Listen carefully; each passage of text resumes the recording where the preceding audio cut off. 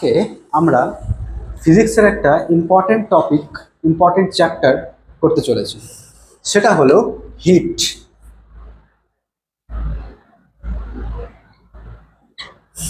Hit বা তাপ। তাপ অ্যাকচুয়ালি কি জিনিস? তাপ হচ্ছে একটা, আমরা যেরকম আলো পড়েছিলাম সেরকমই তাপও হচ্ছে একটা শক্তি বা ফর্ম অফ এনার্জি বা শক্তির একটা রূপ।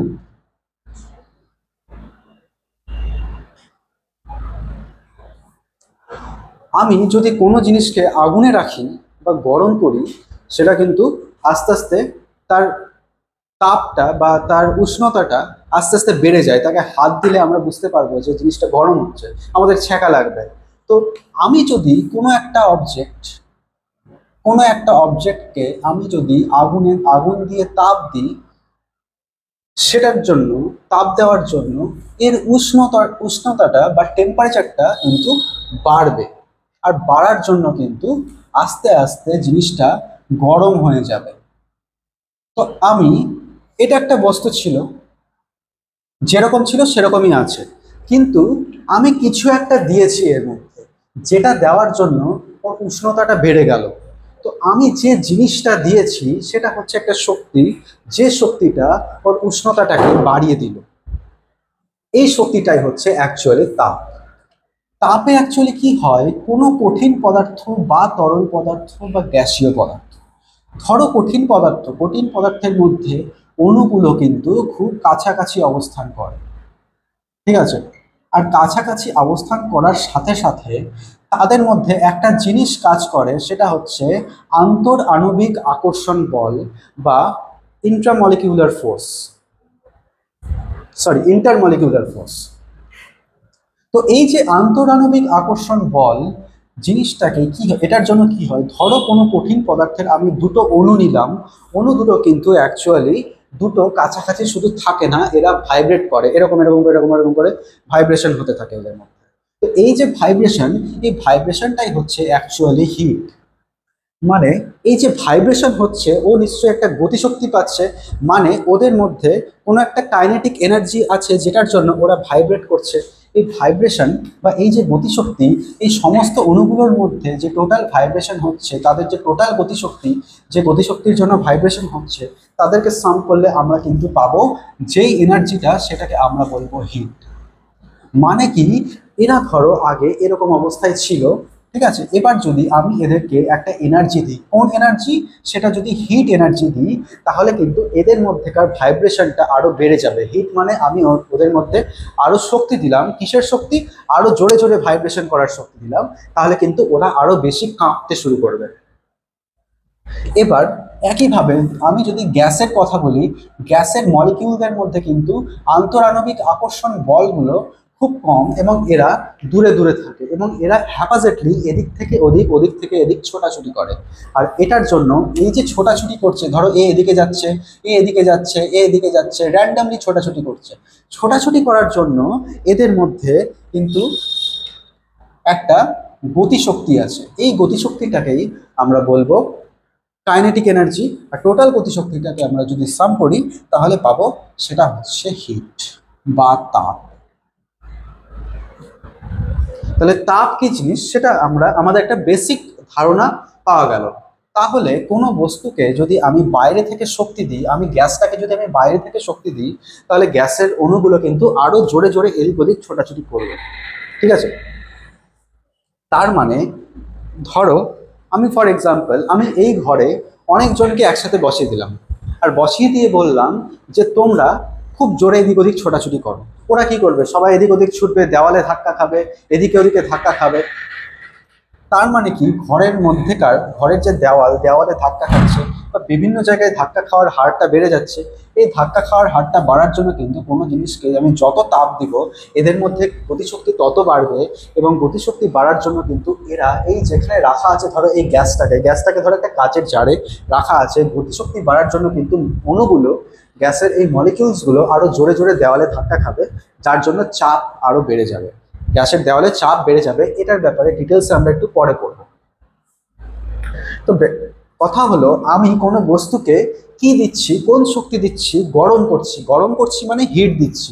হিট দেওয়ার জন্য আমরা কিভাবে জিনিসটাকে বুঝতে পারছি যে ওর সেটা কতটা গরম হচ্ছে। আমি বুঝতে পারছি যে জিনিসটা আস্তে আস্তে গরম হচ্ছে, মানে আমি হিট দেওয়ার জন্য এর মধ্যে কিছু একটা বেড়ে যাচ্ছে, যার জন্য আমি বস্তুটাতে যদি হাত দিই, হাত দিলে আমার হাতে ছ্যাঁকা লাগবে। তো হিট দিলে কিছু একটা বেড়ে যায়, সামথিং কিছু একটা বেড়ে যায়। সেই জিনিসটা যেটা কতটা বাড়ছে, কতটা ডিগ্রিতে বাড়ছে, বা সেই জিনিসটা কত গরম, হিট দেওয়ার জন্য জিনিসটা কতটা গরম হচ্ছে, সেটাকে ডিফাইন করে। সেটাকে বলবো আমরা উষ্ণতা। মানে একটা করলাম আমরা হিট, যেটা আমরা বললাম এনার্জি। আর হিট দেওয়ার ফলে কোনো একটা জিনিস বেড়ে যাচ্ছে, যার জন্য আমরা বুঝতে পারছি জিনিসটা গরম হয়ে যাচ্ছে আস্তে আস্তে, সেটাকে বলবো আমরা টেম্পারেচার।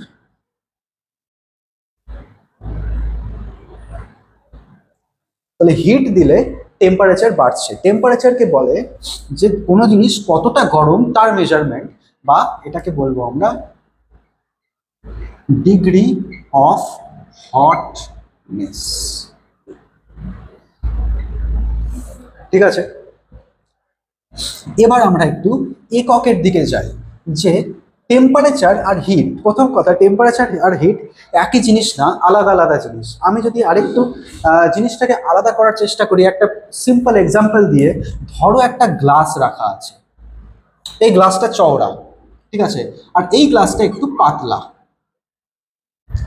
এর মধ্যে ধরো একটা লিকুইড রাখা আছে, লিকুইডটা ধরো এতটা হাইটে, এতটা হাইটে রাখা আছে। এখানেও একই হাইটে লিকুইডটা রাখা আছে, দুটোর হাইট সেম, কিন্তু যেহেতু এই গ্লাসটা চওড়া সেই জন্য এখানে লিকুইডের পরিমাণটা বেশি থাকবে, আর যেহেতু এই গ্লাসটা কম চওড়া এখানে লিকুইডের পরিমাণটা কম থাকবে। ঠিক আছে, কিন্তু হাইটটা সেম। তো হাইটটা হচ্ছে এখানকার হাইটটাই আমি যদি তুলনা করি, সেটাই হবে তোমার টেম্পারেচার। এখানকার হাইট যদি টেম্পারেচার হয়, এই টেম্পারেচার হয়, তাহলে এখানে কতটা জল আছে সেটা হবে তোমার হিট।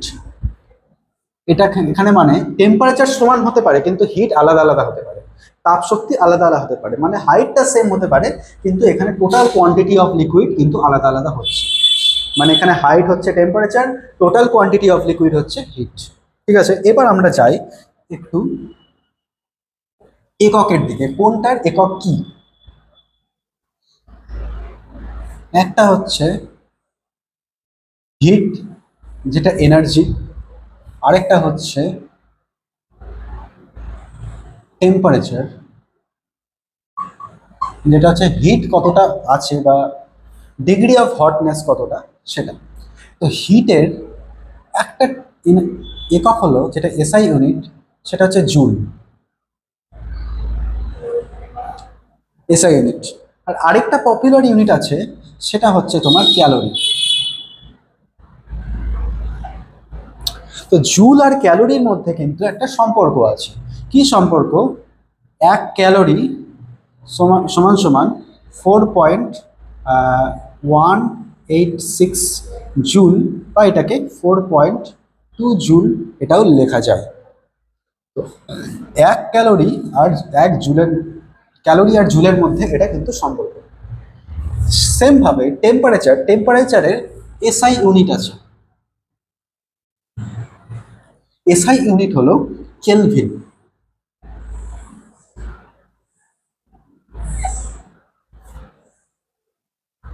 আরো আছে, আরো দুটো আছে। একটা হলো সেলসিয়াস বা ডিগ্রি সেলসিয়াস,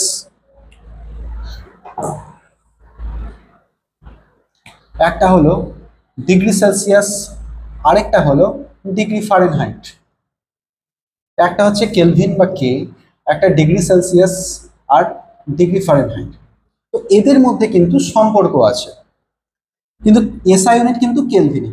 এদের মধ্যে সম্পর্ক কি? প্রথমত সেলসিয়াস আর ফারেনহাইট, এদের মধ্যে সম্পর্ক বের করি যদি, তাহলে সেলসিয়াস আর ফারেনহাইটের সম্পর্ক হলো C/5, সেলসিয়াস ফর সি, আর F for Fahrenheit, C/5 equal to F-32/9। আরেকটা হচ্ছে ডিগ্রি সেলসিয়াস আর কেলভিনের মধ্যে সম্পর্ক, কেলভিন সমান সমান 273 প্লাস সেলসিয়াস বা ডিগ্রি সেলসিয়াস। এটা সেলসিয়াস ফারেনহাইটের সম্পর্ক, এটা কেলভিন আর সেলসিয়াসের সম্পর্ক। এবার সেলসিয়াস আর ফারেনহাইটের সম্পর্কে যদি আমি জিজ্ঞেস করি যে সেলসিয়াস বা ফারেনহাইটের কত মানের জন্য দুটো স্কেলের ভ্যালু সমান হবে, তখন এটা নির্ণয় করার জন্য আমাকে বের করতে হবে C equal to F. C equal to F ধরতে হবে, বা এটাকে আমি এই ইকুয়েশনে বসাবো। এটাকে আমি ধরলাম ধরো এক্স, তো সি এর জায়গাও এক্স বসাবো আর এফ এর জায়গাতেও আমি এক্স বসাবো। তাহলে সি এর জায়গায় যদি এক্স বসাই তাহলে এক্স বাই 5, যেহেতু সি আর এফ সমান সেহেতু এফ এর জায়গাতেও আমি এক্স বসাচ্ছি, এক্স মাইনাস 32 বাই 9, বা 9x equal to 5x minus 5 into 32, বা 9x 5xটা এদিকে আনছি, 9x minus 5x is equal two 160, 5 32 160, তার আগে একটা minus, 4x is equal two 160, x equal to 160, sorry minus minus 160 by 4, that is minus 40। তাহলে -40°C যত আর -40°F কিন্তু সেম টেম্পারেচার বা সেম উষ্ণতা, ঠিক আছে। এবার আমরা দেখি হিটের কিছু ফেনোমেনা। প্রথমত হিট কি কি প্রপার্টি শো করে। 1 নম্বর, ধরো কোনো একটা মেটালের কোনো একটা রড আছে বা কোনো একটা স্টিক আছে যেটা মেটাল দিয়ে তৈরি। এবার আমি যদি এটাকে উত্তপ্ত করি, এর মধ্যে যদি দিই হিট, এটার আকার কিন্তু সাইজে বড় হয়ে যাবে। মানে কোনো একটা মেটালকে আমি যদি গরম করি বা কোনো একটা বস্তুকে আমি যদি গরম করি, তার আকার কিন্তু বড় হয়ে যায় বা দৈর্ঘ্য বড় হয়ে যায়। এটা হচ্ছে তোমার লিনিয়ার এক্সপ্যানশন।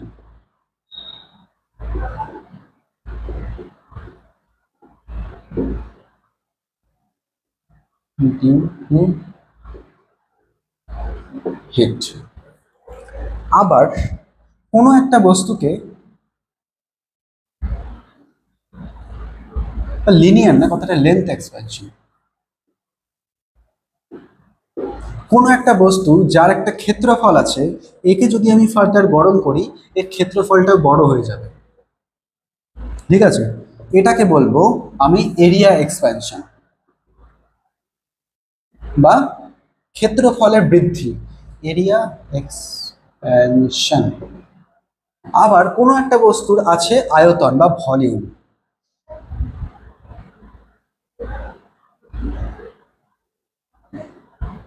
এটাকে যদি আমি হিট দিই তাহলে কিন্তু এটার ভলিউম কিন্তু বড় হয়ে যাবে।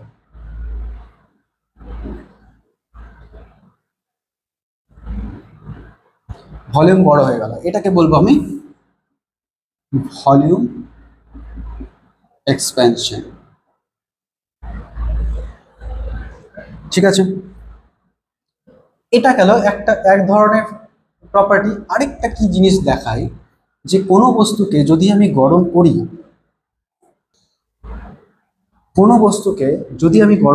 প্রথমত আমাদেরকে জানতে হবে বস্তুর বেসিক্যালি 5টা অবস্থা। একটা হচ্ছে কনডেন্সড অবস্থা, মানে একদম অ্যাবসলিউট জিরো টেম্পারেচারে -273°C। আরেকটা কঠিন অবস্থা, তরল অবস্থা, গ্যাসীয় অবস্থা। গ্যাসকে যদি ফার্দার আরো গরম করি তখন আয়োনাইজড অবস্থা হয়ে যায়, মানে 5টা অবস্থা বস্তু। কিন্তু আমি আপাতত 3টা অবস্থা ধরে ব্যাপারটাকে এগোচ্ছি। বস্তুর আমি ধরে নিচ্ছি 3টা অবস্থা জেনারেলি। একটা হচ্ছে কঠিন, একটা হচ্ছে তরল, আর একটা হচ্ছে গ্যাসীয়। কঠিন কি? কঠিন মানে হচ্ছে কঠিন পদার্থের সবসময় অণুগুলো কিন্তু একদম কাছাকাছি ঘেঁষাঘেঁষি অবস্থায় থাকে, ঠিক আছে, কম্প্যাক্ট অবস্থায় থাকে।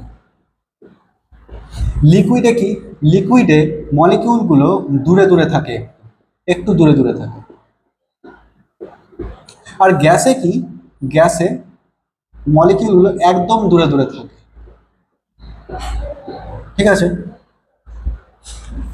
তো ধরো আমি সলিড থেকে দুটো মলিকিউল নিচ্ছি যারা একদম কাছাকাছি অবস্থায় আছে। তো এরা আমি একটু আগে বললাম যে এরা সবসময় ভাইব্রেট করে, এইভাবে এইভাবে ভাইব্রেট করে। আমি যখন এর মধ্যে একটা বাইরে থেকে এনার্জি দিচ্ছি বা হিট দিচ্ছি, এই হিট দেওয়ার জন্য এদের ভাইব্রেশনটা কি হয়, আরো বেড়ে যায়। বাড়তে বাড়তে একটা পয়েন্টে এমন হয় যে এদের ভাইব্রেশনটা বাড়ার জন্য এরা অনেকটা দূরে চলে যায়, অনেকটা দূরে চলে যায়। আর দূরে চলে যাওয়ার জন্য এই যে লিকুইডে কি হয়, মলিকিউলসগুলো দূরে দূরে থাকে, মানে এই যে মলিকিউল দুটো দূরে চলে গেছিল, এরা কিন্তু এখন আর সলিড বা কঠিন অবস্থায় নেই, এরা হয়ে গেছে লিকুইড। কেন হয়েছে, আমি এর উপর তাপ দিয়েছি বা হিট অ্যাপ্লাই করেছি। আমি যদি ফার্দার আরও তাপ দিই তখন কিন্তু এদের মধ্যে যতটা দূরত্ব ছিল সেটা আরও বেড়ে যাবে, আরও বেড়ে ওরা আরও দূরে দূরে চলে যাবে, তখন এটা কিন্তু হয়ে যাবে গ্যাস। তাহলে হিট দিচ্ছি কঠিনকে, সেটা হয়ে যাচ্ছে লিকুইড, লিকুইডকে হিট দিচ্ছি, সেটা হয়ে যাচ্ছে গ্যাস। ঠিক আছে। তো সলিড থেকে লিকুইড হয় একটা নির্দিষ্ট টেম্পারেচারে, যে টেম্পারেচারে পৌঁছালে কোনো সলিড জিনিস সেটা গলতে শুরু করে, ওই নির্দিষ্ট টেম্পারেচারটাকে আমি বলবো মেল্টিং পয়েন্ট।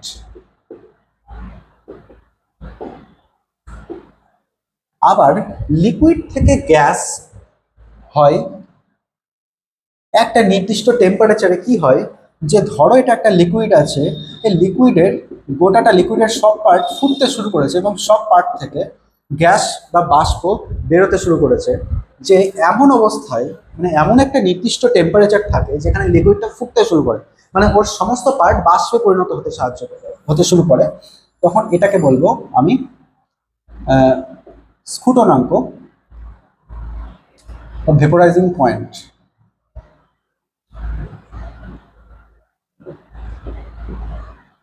ভেপোরাইজেশন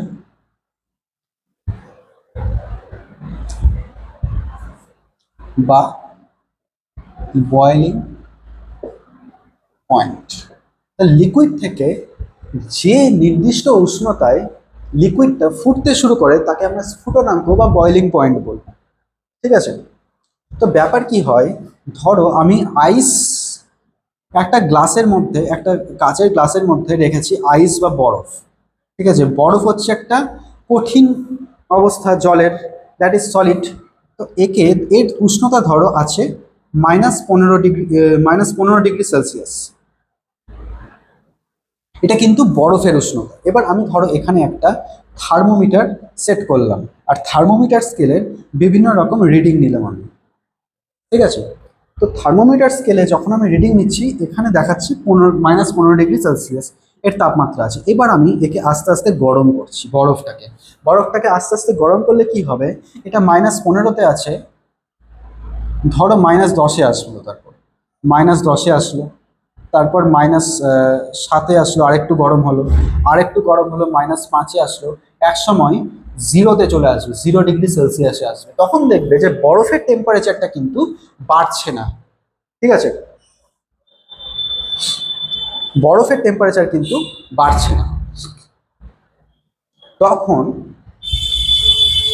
কিন্তু একটা জিনিস হচ্ছে, যখন 0 ডিগ্রি সেলসিয়াস আমি তাপমাত্রা পৌঁছে গেছে, বরফটাকে আমি আরো গরম করে যাচ্ছি, কিন্তু এটা না যে আমি গরম আর করছি না, বরফটাকে আমি গরম করেই যাচ্ছি, কিন্তু 0 ডিগ্রি থেকে টেম্পারেচারটা বরফের বাড়ছে না। কিন্তু টেম্পারেচারটা বাড়ছে না, তার জায়গায় কি হচ্ছে, বরফটা আস্তে আস্তে গলে, বরফটা এত বড় ছিল, গলে লিকুইড হয়ে যাচ্ছে, এখানে জল হয়ে যাচ্ছে, বরফটা গলে যাচ্ছে, আস্তে আস্তে লিকুইড হয়ে যাচ্ছে, বরফটা গলে আস্তে আস্তে লিকুইড হয়ে যাচ্ছে।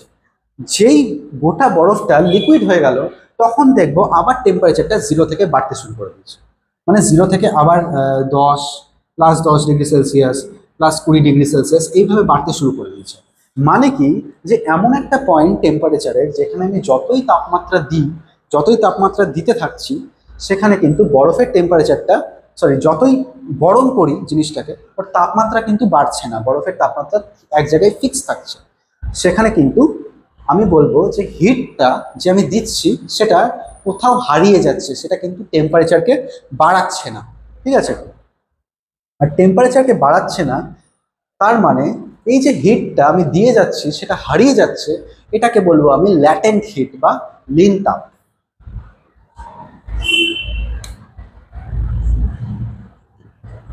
ল্যাটেন্ট হিট বা লিনতাপ।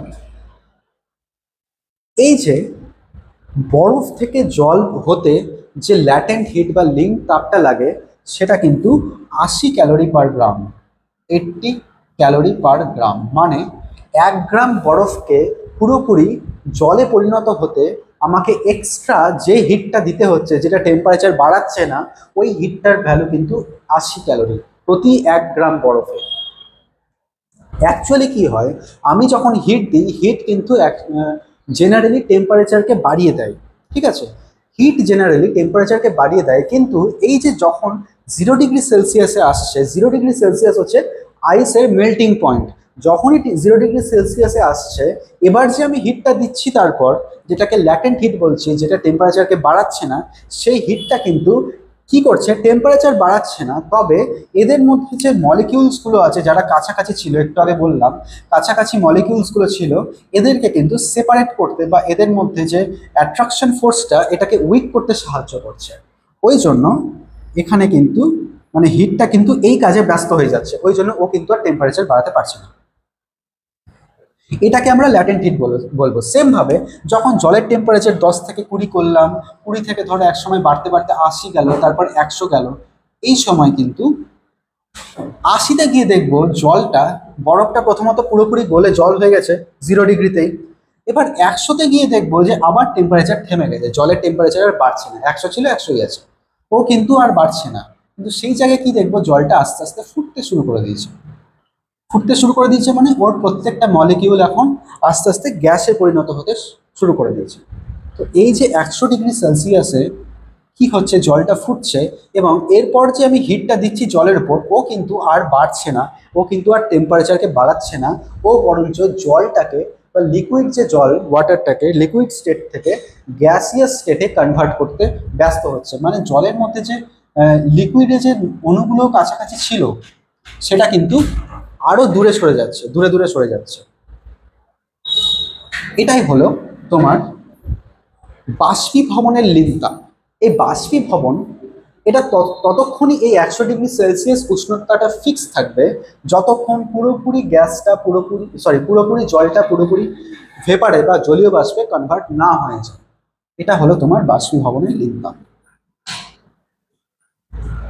তো বাষ্পীভবন, তাহলে আমি একটা জিনিস দেখলাম যে 0 ডিগ্রি সেলসিয়াস হচ্ছে আইসের মেল্টিং পয়েন্ট, আর 100 ডিগ্রি সেলসিয়াস হচ্ছে জলের বয়লিং পয়েন্ট। ওয়াটারের বয়লিং পয়েন্ট হচ্ছে 100 ডিগ্রি সেলসিয়াস উষ্ণতা।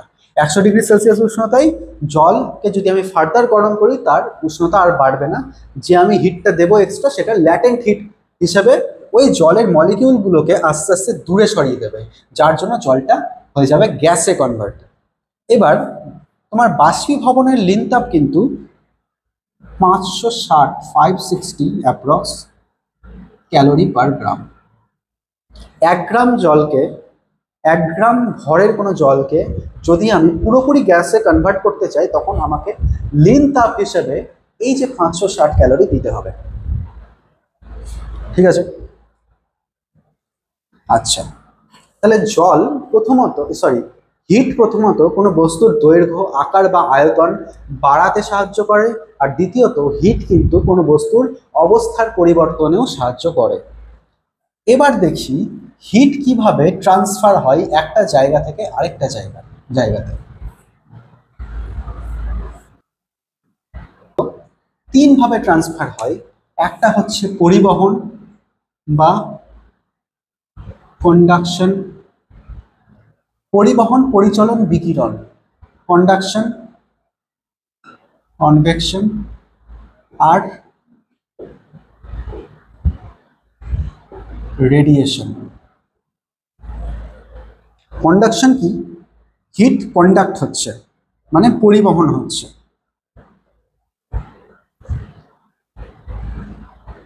ধরো দুটো বস্তু, তাদের উষ্ণতা আলাদা। এর উষ্ণতা ধরো T1 degree Celsius. For example আমি ধরে নিচ্ছি এর উষ্ণতা 10 ডিগ্রি সেলসিয়াস, আর এর উষ্ণতা ধরো 5 ডিগ্রি সেলসিয়াস। এদেরকে যদি আমরা একে অপরের সাথে টাচ করে রাখি, মানে সংস্পর্শে রাখি, তখন দেখব যার তাপমাত্রা বা উষ্ণতা যার বেশি, সে তার কাছ থেকে হিটটা যার উষ্ণতা কম তার কাছে পৌঁছে যাবে। তার মানে হিট সব সময় বেশি উষ্ণতা থেকে, হায়ার টেম্পারেচার থেকে লো টেম্পারেচারের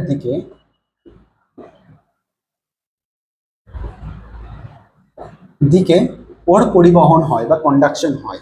তার মানে কি, এই বস্তু থেকে হিট এই বস্তুতে যাবে, কখন যাবে? প্রথমত বস্তু দুটোকে সংস্পর্শে রাখতে হবে, দ্বিতীয়ত এর উষ্ণতা বেশি হতে হবে আর এর উষ্ণতা কম হতে হবে, তখনই কেবল এই বস্তু থেকে এই বস্তুতে তাপটা প্রবাহিত হবে। এটাই হচ্ছে কন্ডাকশন।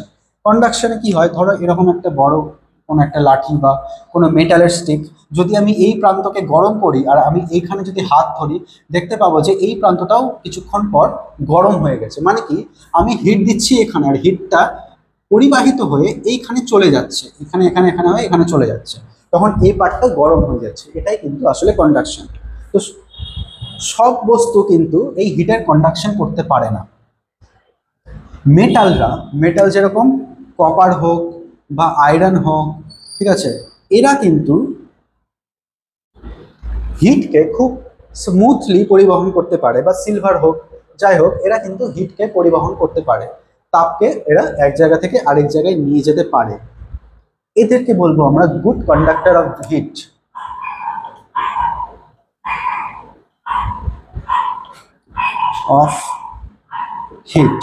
মানে কি, এরা বেসিক্যালি কিন্তু হয় তোমার মেটালস। নন মেটালস সাধারণত হয় না, কিন্তু মনে রেখো এইটা ডায়মন্ড বা হিরে হচ্ছে হিটের বা তাপের কিন্তু একটা গুড কন্ডাক্টর। আর এটা শুধু গুড না, এটা হচ্ছে বেস্ট কন্ডাক্টর। ঠিক আছে, এখানে কিন্তু হিট খুব ভালো করে খুব দ্রুততার সঙ্গে এক জায়গা থেকে আরেক জায়গায় যেতে পারে। আর ব্যাড কন্ডাক্টর অফ হিট কি, ধরো এটা একটা মেটাল না, এটা হলো একটা কাঠের টুকরো। ঠিক আছে, তো কাঠের টুকরোকে যদি আমি এই প্রান্তে হিট করি, আমি এই প্রান্তটা ইজিলি ধরে থাকতে পারবো, কারণ এই প্রান্তটা গরম হবে না। মানে কি, হিট আমি যদি এই প্রান্তে করি, তাহলে হিটটা এখান থেকে এইখানে পরিবাহিত হয়ে চলে যেতে পারবে না। তাহলে এটা হয়ে যাবে তোমার bad conductor of heat. Bad conductor of heat কিন্তু ইউজুয়ালি হয় নন মেটালসরা, যারা ধাতু না, অধাতু।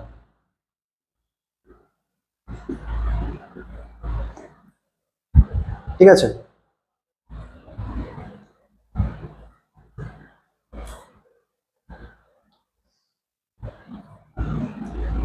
এবার একটা জিনিস দেখি, যে ধরো এটা হচ্ছে কোনো মেটাল,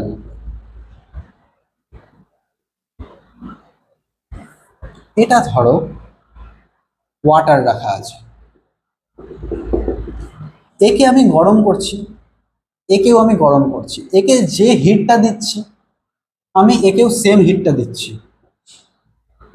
কিন্তু একটা জিনিস দেখতে পাবো যে যে মেটাল আছে সে কিন্তু তার তাপমাত্রা খুব তাড়াতাড়ি বেড়ে যাচ্ছে। আমি যে পরিমাণ হিট দিয়ে এর তাপমাত্রা, ধরো প্রথমে ছিল 15 ডিগ্রি সেলসিয়াস, এর তাপমাত্রা বেড়ে হয়ে গেল ধরো 50 ডিগ্রি সেলসিয়াস, আমি গরম করছি। যে পরিমাণ হিট এনার্জি দিয়ে আমি একে 15 থেকে 50-এ দিচ্ছি, আমি সেই পরিমাণ 15 ডিগ্রি সেলসিয়াস থেকে 50 ডিগ্রি সেলসিয়াসে যে পরিমাণ হিট দিয়ে আমি এই তাপমাত্রাটা বাড়াচ্ছি, আমি সেম পরিমাণ হিট যদি দিই ওয়াটারকে, এ কিন্তু অত তাড়াতাড়ি বাড়বে না। ওর টেম্পারেচার যদি 15 থাকে, ওর টেম্পারেচার ধরো সেম পরিমাণ হিট পেয়ে হবে ধরো 20 ডিগ্রি সেলসিয়াস। এর মানে কি, ম্যাটেরিয়াল যদি আমি চেঞ্জ করি, পদার্থকে আমি যদি চেঞ্জ করি আর তাদেরকে সবাইকে যদি আমি একই পরিমাণ তাপ দিই, তাহলে তাদের তাপমাত্রা কিন্তু সমানভাবে বাড়বে না, তাদের তাপমাত্রা আলাদা আলাদাভাবে বাড়বে। এটা কিন্তু ডিপেন্ড করে যে কার তাপমাত্রা বেশি বাড়বে, কার তাপমাত্রা কম বাড়বে, এটা কিন্তু ডিপেন্ড করে তোমার ওই বস্তুটার অ্যাটমিক স্ট্রাকচারের উপর বা মলিকিউলার স্ট্রাকচারের উপর। তো এইখানে একটা ফ্যাক্টর কাজ করে, সেটাকে আমরা বলবো আপেক্ষিক তাপ বা স্পেসিফিক হিট। বা আপেক্ষিক তাপ। আপেক্ষিক তাপকে ধরো আমি 1 গ্রাম জল নিলাম, এটা হচ্ছে 1 গ্রাম ওয়াটার। আমি 1 গ্রাম কোনো মেটাল নিলাম, ঠিক আছে। এর তাপমাত্রা ছিল ধরো প্রথমে T1, এরও তাপমাত্রা ছিল ধরো প্রথমে T1। আমি একে হিট এনার্জি দিলাম কিউ পরিমাণ, আমি একেও হিট এনার্জি দিলাম কিউ পরিমাণ, কিন্তু এর তাপমাত্রাটা ধরো বেড়ে T1 থেকে বেড়ে T2 হলো, আর এর তাপমাত্রাটা আর একটু বেশি বেড়ে গেল, আমি ধরো T1 থেকে বেড়ে T3 হয়ে গেল, T1 থেকে বেড়ে T2 হলো।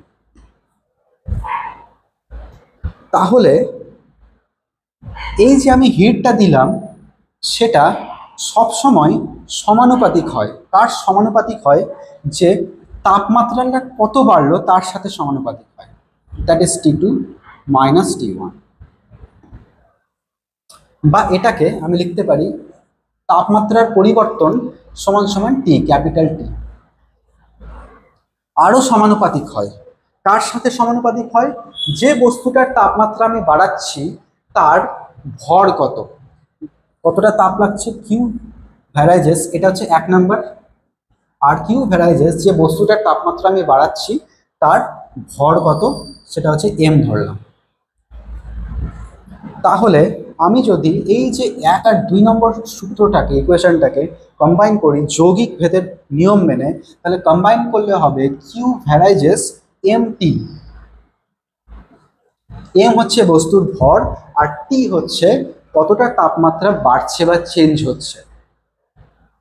এটা হচ্ছে ভ্যারাইজেস সাইন, এটা উঠলে একটা ইকুয়াল টু সাইন আসে, দ্যাট ইজ ইকুয়াল টু।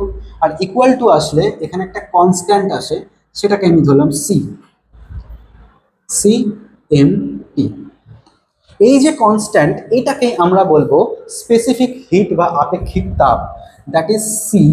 এই যে C equal to Q by MT.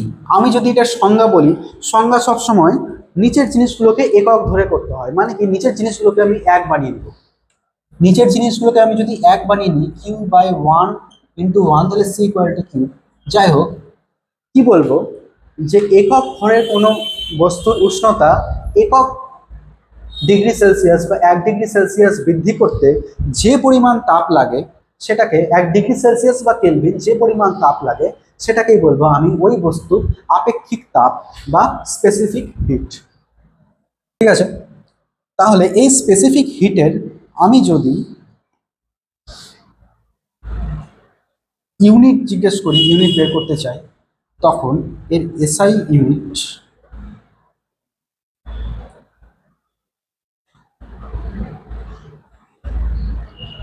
Unit হবে, দেখো C equal to Q by M T.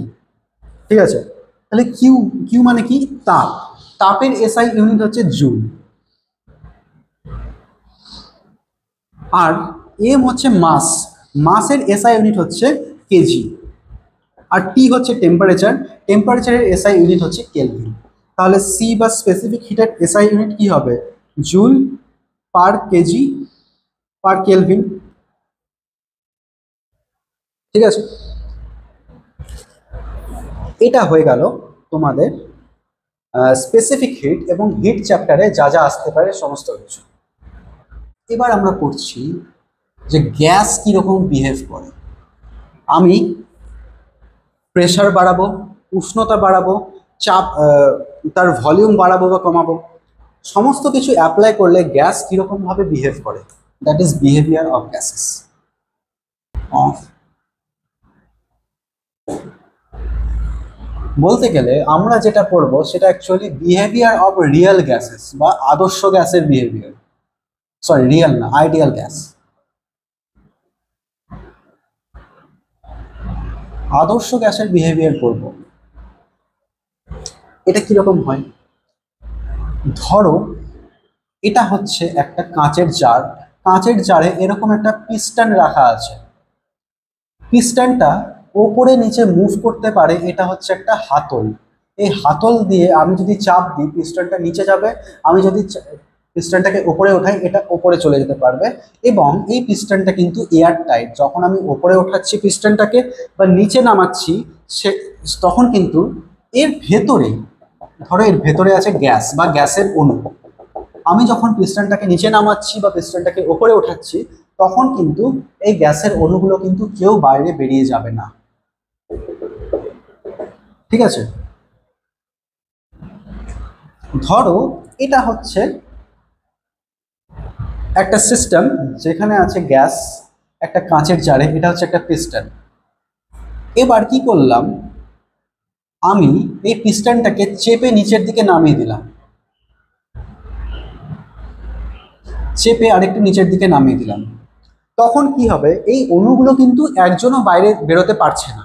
ঠিক আছে, তখন অণুগুলো কিন্তু আরো কাছাকাছি কাছাকাছি চলে আসবে।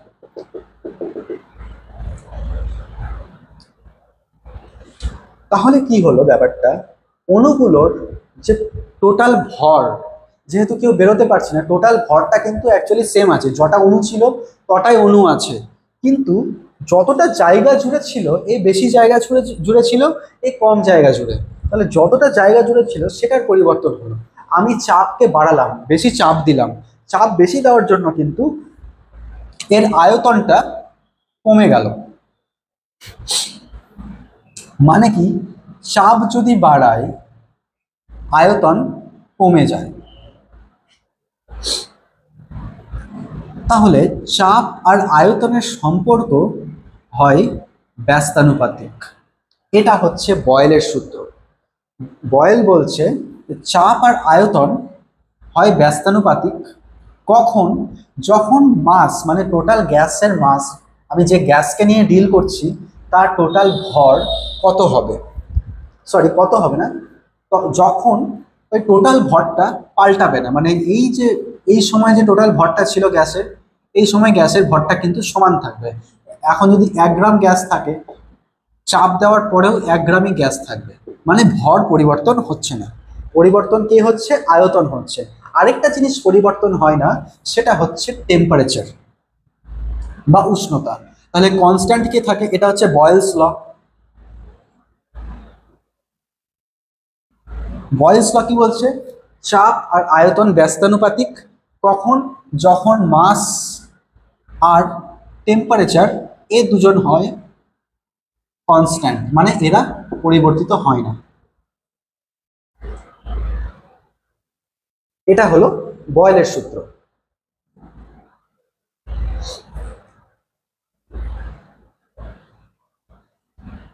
এবার চার্লসের সূত্র যদি বলি, এবার যদি আমি মাসকে ফিক্স রাখছি, টেম্পারেচারকে চেঞ্জ করছি,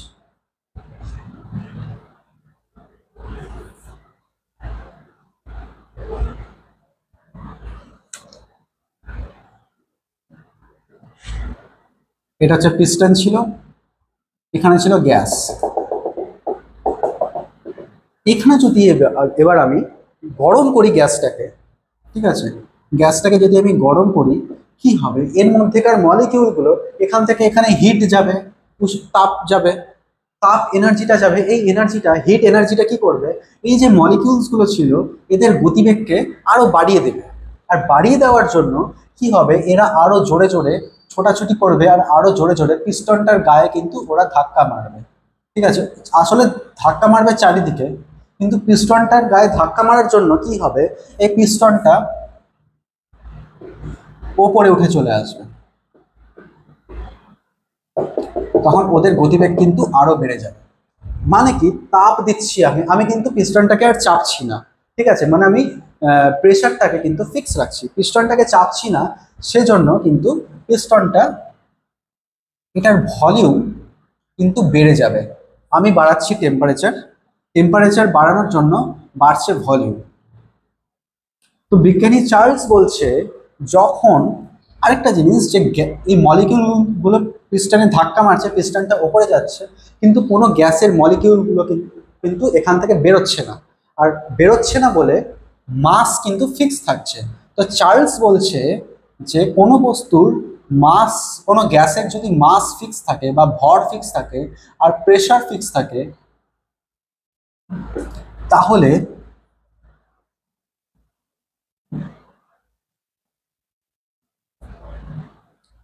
যদি আমি এই গ্যাসের উষ্ণতা আগে যত ছিল ওই উষ্ণতা থেকে ওই গ্যাসের উষ্ণতাটা 1 ডিগ্রি সেলসিয়াস বাড়িয়ে দিই, ঠিক আছে, ধরো টি ছিল উষ্ণতা, T°C ছিল, এবার আমি গরম করলাম, গরম করে এর উষ্ণতা T+1 ডিগ্রি সেলসিয়াস বাড়িয়ে দিলাম, তাহলে কিন্তু ওর আয়তন বৃদ্ধি পাবে।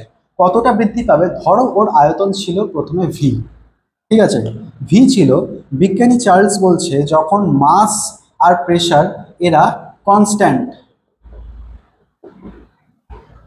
মাস বা ভর আর চাপ যখন কনস্ট্যান্ট, তখন কিন্তু প্রত্যেক 1 ডিগ্রি সেলসিয়াস তাপমাত্রা বাড়ার জন্য এর ভলিউম 1/273 বৃদ্ধি পাবে। মানে ওর আগে ভলিউম ছিল ভি, আমি 1 ডিগ্রি সেলসিয়াস বাড়ালাম, তাহলে ওর আয়তন কিন্তু ভি ইন্টু 1/273 বৃদ্ধি পাবে। এটা কখন? যখন আমি for 1 degree Celsius increase in temperature.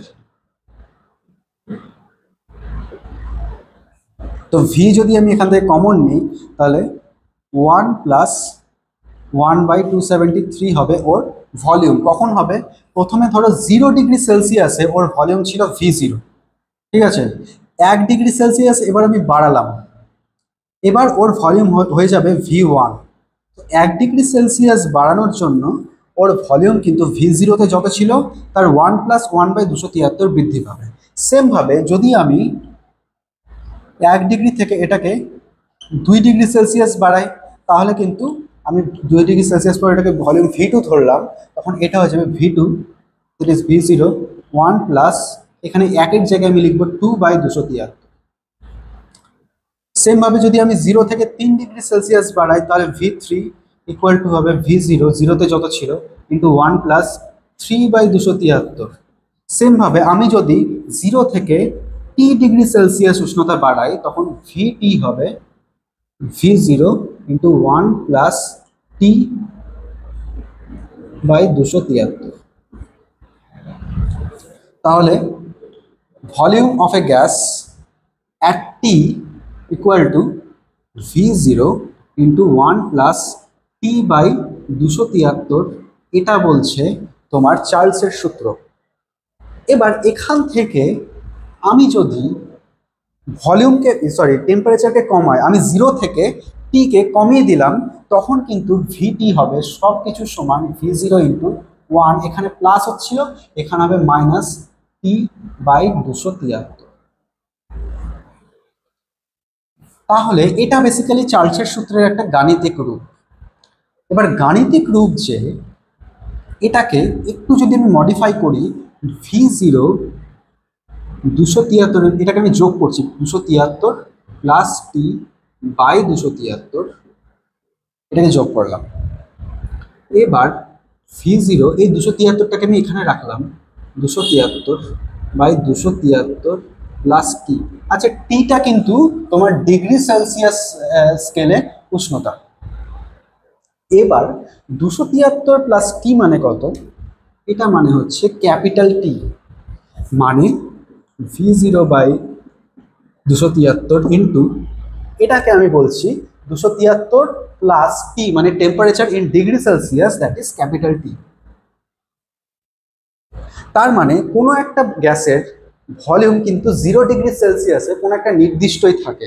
তাহলে এই যে V0 হচ্ছে 0 ডিগ্রি সেলসিয়াসের ভলিউম, V0 হচ্ছে একটা নির্দিষ্ট মান, সব বিভিন্ন গ্যাসের ক্ষেত্রে একটা নির্দিষ্ট মান, মানে কোনো একটা নির্দিষ্ট গ্যাসের ক্ষেত্রে 0 ডিগ্রি সেলসিয়াস উষ্ণতায় ভলিউমের এটা হচ্ছে একটা নির্দিষ্ট মান, যেটা হচ্ছে V0। তার মানে এটা হচ্ছে তোমার একটা কনস্ট্যান্ট। তাহলে V0 একটা কনস্ট্যান্ট, 273 একটা কনস্ট্যান্ট, ইন্টু টি, টি হচ্ছে টেম্পারেচার। তার মানে V at the temperature T equal to something, constant by constant হচ্ছে একটা কনস্ট্যান্ট ভ্যালু, ইন্টু টি। আমি যদি কনস্ট্যান্টটাকে ওঠাই তাহলে ভি টি ভ্যারাইজেস টি, ক্যাপিটাল টি। মানে কি, গ্যাসের ভলিউম এই টি এর সাথে প্রপোর্শনাল, সরাসরি প্রপোর্শনাল। এই টিটাকে আমরা বলবো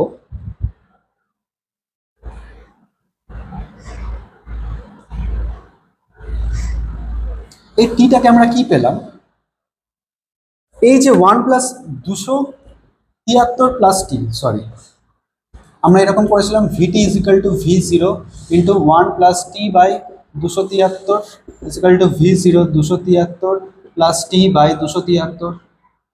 তাহলে v0/273 ইন্টু 273 প্লাস টি। এই 273 প্লাস টিকে আমি কি ধরেছিলাম, এটাকে আমরা ধরেছিলাম ক্যাপিটাল টি। মানে কি, এই ক্যাপিটাল টি হচ্ছে তোমার স্মল টি প্লাস 273। আমরা একটু আগে কি বললাম, এই যে স্মল টিটা হচ্ছে temperature in degree Celsius, small T. কারণ এই যে আমি 1 ডিগ্রি সেলসিয়াস বাড়াচ্ছি 1/273, 2 ডিগ্রি সেলসিয়াস বাড়াচ্ছি 2/273 হচ্ছে, 3 ডিগ্রি সেলসিয়াস বাড়াচ্ছি 3/273। মানে কি, আমি ডিগ্রি সেলসিয়াস স্কেলে বাড়াচ্ছি টেম্পারেচারটা, ওই জন্য এই স্মল টিটা কিন্তু তোমার ডিগ্রি সেলসিয়াস ছিল। তাহলে ডিগ্রি সেলসিয়াস স্কেলের সাথে বা ডিগ্রি সেলসিয়াস তাপমাত্রার সাথে 273 অ্যাড করলে আমরা যে স্কেলে আরেকটা টেম্পারেচার পাই, এটাও একটা টেম্পারেচার। এই ক্যাপিটাল টিটা হচ্ছে একটা তাপমাত্রা, একে বলবো আমরা কেলভিন।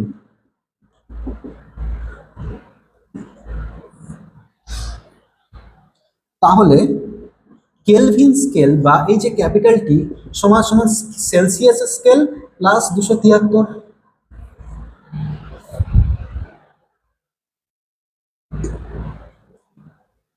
ওকে, তাহলে এইটাই হচ্ছে তোমার চার্লসের সূত্র।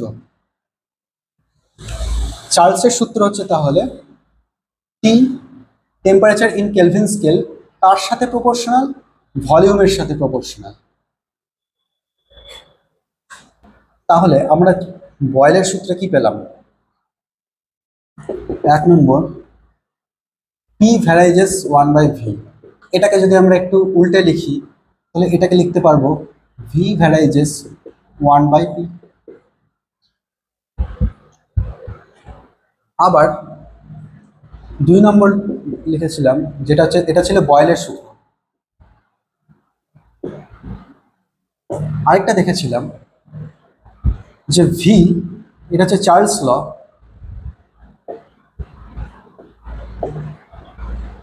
এটা দেখেছিলাম ভি ভ্যারাইজেস টেম্পারেচার। এই টেম্পারেচারটা কি বললাম একটু আগে, কেলভিন স্কেলে টেম্পারেচার, মানে কেলভিন স্কেলে উষ্ণতা। তাহলে এটা আর এটা যদি আমি কম্বাইন করি, ঠিক আছে।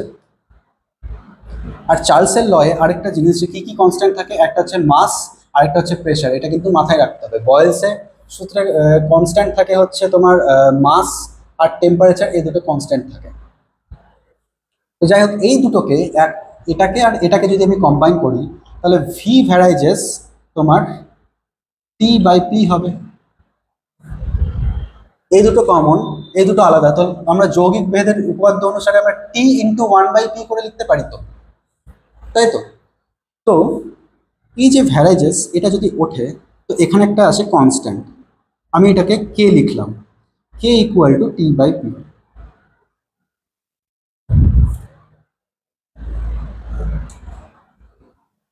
আর এই কনস্ট্যান্ট বা কে এর ভ্যালুকে লেখা হয় এন ইন্টু আর হিসেবে, ইন্টু টি বাই পি। তাহলে এই পিটা যদি এদিকে আসে, পিভি ইজিক্যাল টু এন আর টি, এটাকে বলে আদর্শ গ্যাস সমীকরণ বা আইডিয়াল গ্যাস ইকুয়েশন। এইখানে পি হচ্ছে গ্যাসের প্রেশার, ভি হচ্ছে গ্যাসের ভলিউম, টি হচ্ছে কেলভিন স্কেলে গ্যাসের উষ্ণতা, আর আর এন, এনকে বলে গ্যাসের মোল সংখ্যা। মোল সংখ্যা আমরা কেমিস্ট্রির চ্যাপ্টারে পড়ব। আপাতত মোল হচ্ছে একটা গ্যাসের ভর, ধরে নিতে পারো যে কত পরিমাণ গ্যাস আছে। এটা হচ্ছে গ্যাসের মোল সংখ্যা। মোল হচ্ছে গ্যাসের পরিমাণ বা গ্যাসের একটা ভর। বিভিন্ন গ্যাসের মোল সংখ্যা বিভিন্ন হয়। আর আর কে বলে ইউনিভার্সাল গ্যাস কনস্ট্যান্ট।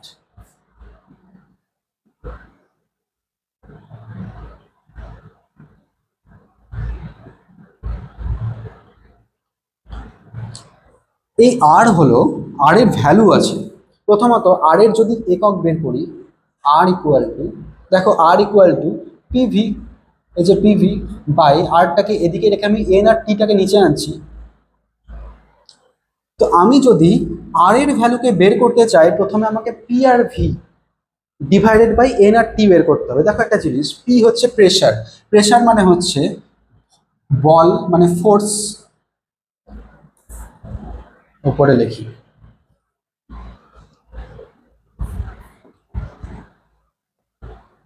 দেখো প্রেশার আমরা জানি, pressure is equal to force by area. আর ভলিউম হচ্ছে, আচ্ছা ফোর্স বাই এরিয়া মানে কি, ফোর্স বাই এরিয়া হচ্ছে কোনো একটা লেন্থ তার স্কোয়ার, মানে এটা হচ্ছে কোনো একটা লেন্থ তার স্কোয়ার। আর প্রেশারকে, প্রেশারকে যদি আমরা গুণ করি ভলিউম দিয়ে, মানে ভলিউম হচ্ছে কোনো একটা লেন্থের কিউব, তাহলে এল স্কোয়ার আর এল কিউব কেটে যায়, কেটে গিয়ে এখানে পড়ে থাকে এল স্কোয়ার আর এল কিউব কেটে গিয়ে শুধু এল পড়ে থাকে, মানে কি ফোর্স ইন্টু লেন্থ। এটা হয়ে গেল ফোর্স আর লেন্থের যে ইউনিটটা হয় বা ডাইমেনশনটা হয়, সেটা কিন্তু ওয়ার্কের ডাইমেনশন, অ্যাকচুয়ালি কার্য বা কাজের ডাইমেনশন বা একক। তার মানে প্রেশারকে ভলিউম দিয়ে গুণ করলে আমরা যে জিনিসটার একক পাবো সেটা হচ্ছে কাজের একক। কাজ হচ্ছে অ্যাকচুয়ালি বা ওয়ার্ক হচ্ছে অ্যাকচুয়ালি ফোর্স ইন্টু ডিসপ্লেসমেন্ট বা ফোর্সের ইউনিট ইন্টু লেন্থের ইউনিট। সেমভাবে ফোর্সের ইউনিট ইন্টু লেন্থের ইউনিট, এটা হচ্ছে কাজের ইউনিট, কার্যের ইউনিট বা ওয়ার্কের ইউনিট, দ্যাট ইজ তোমার জুল। কাজের এসআই ইউনিট জুল। তো এই যে পি আর ভি এর ইউনিট হয়ে যায় তোমার জুল, ডিভাইডেড বাই মোল, আর ইন্টু টি হয়ে যায় তোমার কেলভিন। তাহলে এই যে আর এর ইউনিট হয়ে যায় joule per mole per kelvin. Joule per mole per kelvin, এটাকে, এটা একটা ভ্যালু আছে, মানে এই ইউনিটে, এই এককে আর এর একটা ভ্যালু পাওয়া যায়। এই ভ্যালুটা হচ্ছে 8.314 joule per mole per kelvin. আরেকটা হয়, সেটা হচ্ছে যে আরেকটা একক হয়, সেটা হচ্ছে প্রেসারের একককে যদি আমি ধরি অ্যাটমসফেরিক একক এটিএম, ভলিউম হচ্ছে যদি লিটার ধরি,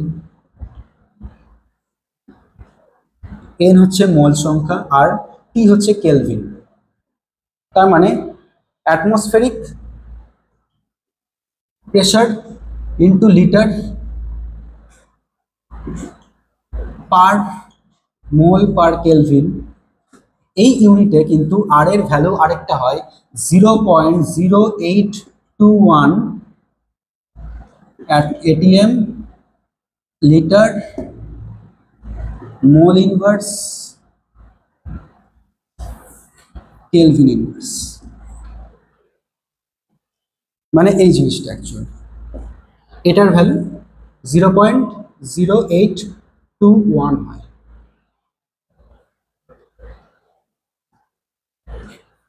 আরেকটা লাস্ট হচ্ছে, লাস্ট সূত্র, আজকের লাস্ট টপিক, ছোট্ট জিনিস, সেটা হলো গে-লুসাকের গ্যাস আয়তন সূত্র।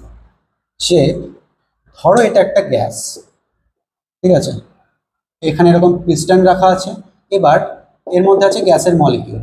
এখানে যদি আমি হিট দিই, ঠিক আছে, এখানে যদি আমি হিট দিই কি হবে, এই যে অণুগুলো জোরে জোরে আরো জোরে জোরে ছোটা শুরু করবে, আর জোরে জোরে ছোটা শুরু করার জন্য এ কিন্তু এই যে পিস্টন এর গায়ে আরো জোরে জোরে ধাক্কা দেবে।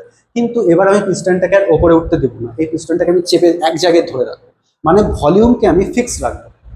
ভলিউম যদি ফিক্স থাকে তখন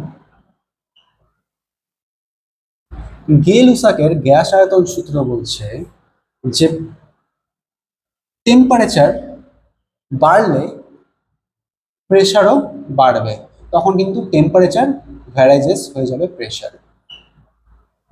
এই টেম্পারেচারটা হচ্ছে তোমার কেলভিন স্কেলে। তাহলে আজকের টপিক এখানেই শেষ।